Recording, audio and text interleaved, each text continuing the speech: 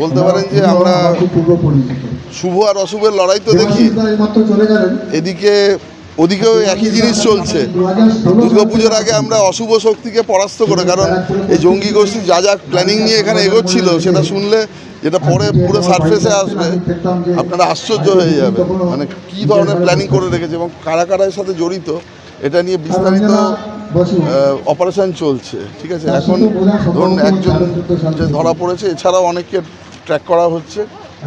আর এবারে দুর্গাপুজোয় এটুকু বলতে পারি যে সার্বিক নিরাপত্তা দেওয়া যায়, যে চতুর্দিকে জেনজি বা অন্যান্য বলতে পারি যে ককরোচ পার্টি বা এই যে আন্দোলনগুলো বলতে পারেন যে প্রমোট করা হচ্ছে, এর পিছনে অনেক বড় প্ল্যানিং রয়েছে বিদেশি রাষ্ট্রে, যেটা আমরা ডিপ স্টেট থিওরি বলি। এই জন্যই বললাম যে এই অশুভ শক্তিকে পরাস্ত করে এবারে দুর্গাপুজোটা তো অবশ্যই একটা নতুন মাত্রা নেবে। একটা তো শিল্প সত্তার দিক থেকে বা সরকারি বলতে পারেন যে এবারে যেভাবে সরকার দুর্গাপুজোতে বিভিন্নভাবে এগিয়ে এসছে, আর তার সাথে আমরা জঙ্গি দমন করে আমাদের নিজস্ব একটা মানে নতুন বলতে পারেন যে ওয়েস্ট বেঙ্গলে already operation has been started, এটা একটা অন্য মাত্রা কিছুদিনের মধ্যেই নেবে।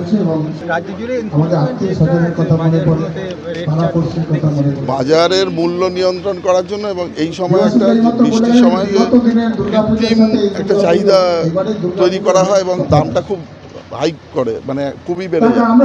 এই সময়ে এটা একটা খুবই গুরুত্বপূর্ণ, এটা করা না হলে ঠিক দুর্গাপুজোর সময় মানে আকাশ ছোঁয়া জিনিসের দাম হয়, যতটা না জিনিসের চাহিদা বেড়ে যায় তার থেকে বেশি আরও কৃত্রিমভাবে এটাকে সৃষ্টি করা হয়। এই সরকার এটাকে পুরোপুরি প্রোটেক্ট করার জন্য এইভাবে একটা স্পেশাল ড্রাইভের ব্যবস্থা করা হবে, ইট উইল কন্টিনিউ।